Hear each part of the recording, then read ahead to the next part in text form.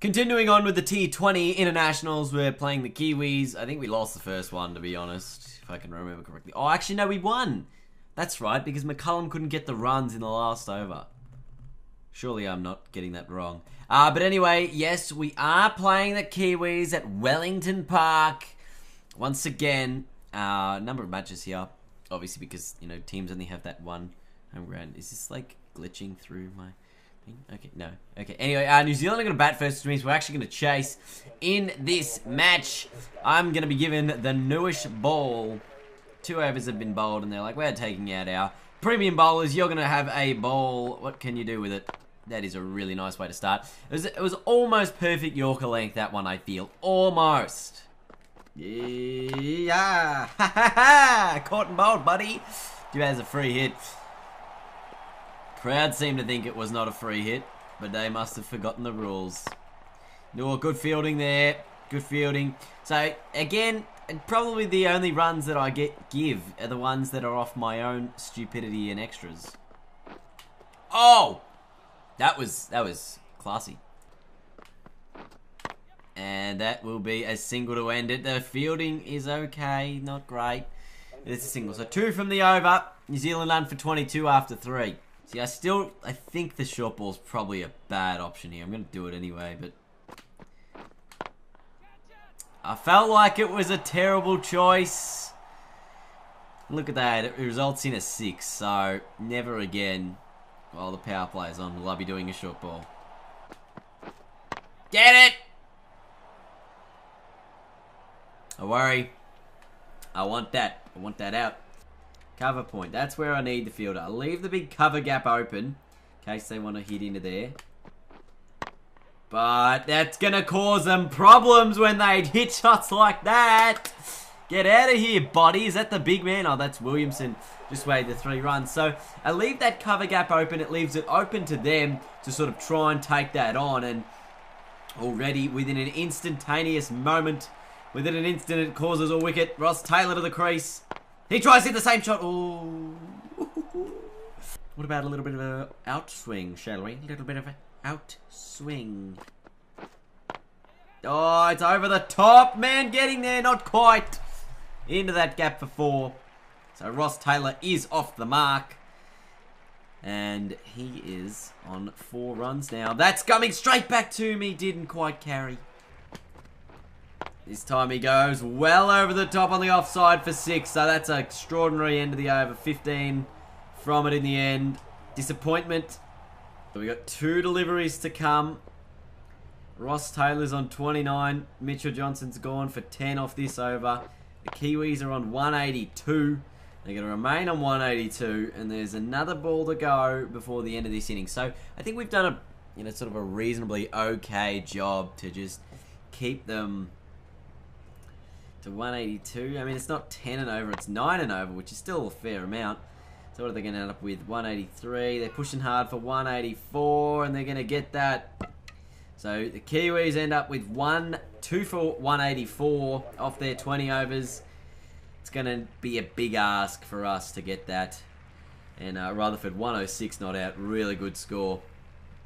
Makes it tough for us.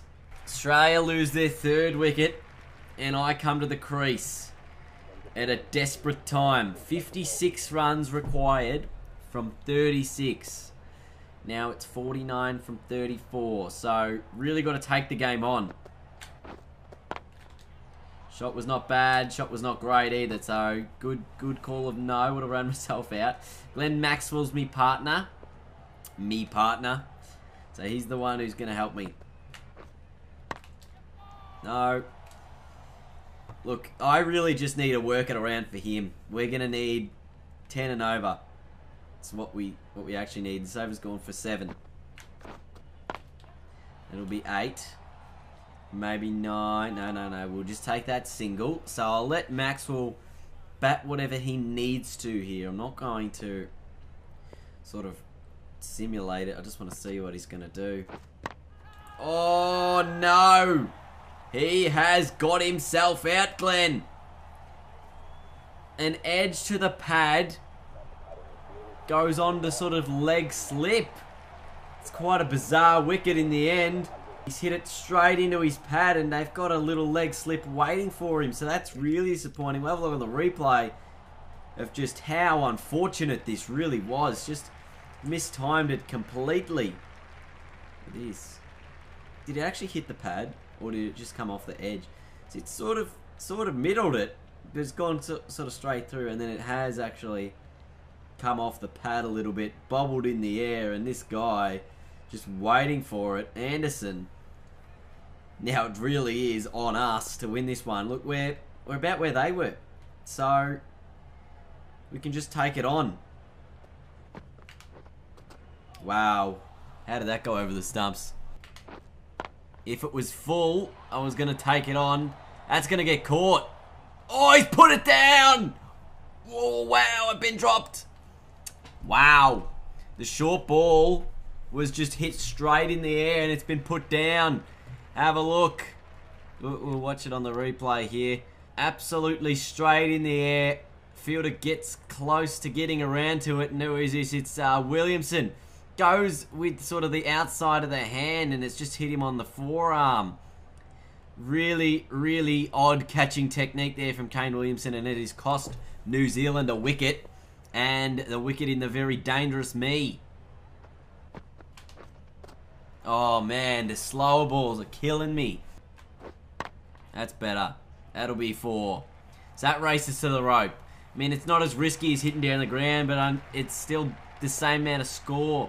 So that's a square fielder. We've got a square gully. If we can hit it over the top of mid on or mid off, that's runs as well. That's better. That's better time. That'll be 4 as well. Not quite 6, but 4s will do at this stage. That's 10 off the over, which I think is pretty much all we need at this stage. So I can probably get around this next ball without taking too many risks. Alright, didn't want to do that because that was a slow ball anyway, so probably wouldn't have hit that too well. 24 balls left, 38 runs required. What can Haddon do? Oh, it's Hodge actually. We're going to go for the quick single. 2 mid on, I get back, Haddon gets Hodge gets across, sorry. And we make it interesting. So look at this, 37 needed. There's a big gap in those covers. I like that gap. And there's a little bit of a gap on the leg side as well. Through the offside, we decided to go just the single. Good dive from Hodge to get there. I mean, these singles are really critical because that's what we need. I shouldn't have simmed that. I really should not have simmed that. Tim Southey comes on, 24 required from 18. Hodge must have had a pretty good over. Oh, wow, I don't know how I missed that. Do not know how I missed that.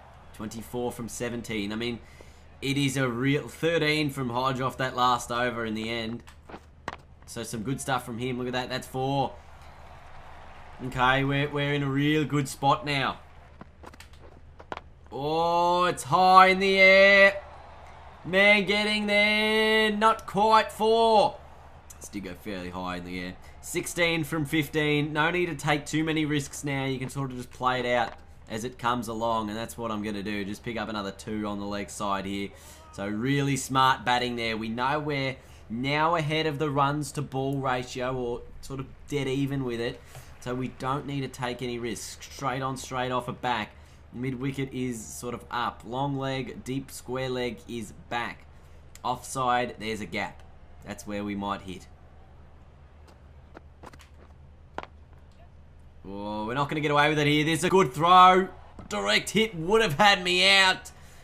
A bit slow with the reaction there in the field and just getting away with it there. So 13 from 13 now. Hodge, little ball. Gonna be a single. Gonna be 2, I reckon. I'm pushing hard for 2. Hodge is getting back for 2. Real good stuff. Good running. It's what we need to do. Short ball pulled away to the boundary in between the 2 fielders. That's how we get it done. That's how we get it done. 7 from 10. Pushed forward across to the sort of deep point. Looking for 2. Not going to get that. Just the single. 6 from 9. Hodge goes down the ground. We'll pick up a single. We might even pick up 2. Pushing hard for it. I'm getting back. Hodge is getting back. Very nice. Just 4 runs from 8. Can Hodge hit the winning runs here? Can he do it? Can he do it? Just goes down the ground. It'll be a single. With a ball to come. Australia need 3 runs off these final 7 deliveries. And down the ground he goes to win the match. Australia get home in the second T20, and I think that's the series win as well. 50 partnership, undefeated at the end of that. 32 not out. Rutherford, clearly the best score there. 106 not out. Was definitely the best player on the field there. 1 for 29 as well with the ball. So we did a really, really good contribution there. I feel like everything we did was sort of working. And while we weren't the best player in the match, we did enough. Now there's County Cup stuff going on as well. So I don't know if we're going to be involved in that one.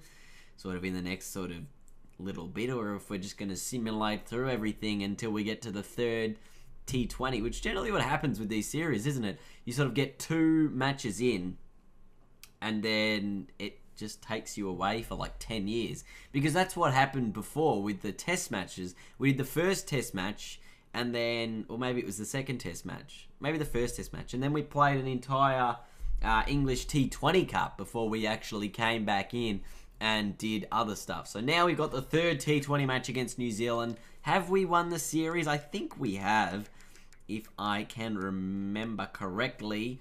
Yes, so Australia won by 6 runs the first one, 6 wickets the second one. Can we get over the line in the third one to make it a 3-0 cleans sweep? Find out in the next episode. I thank you guys for watching, and I'll see you all later.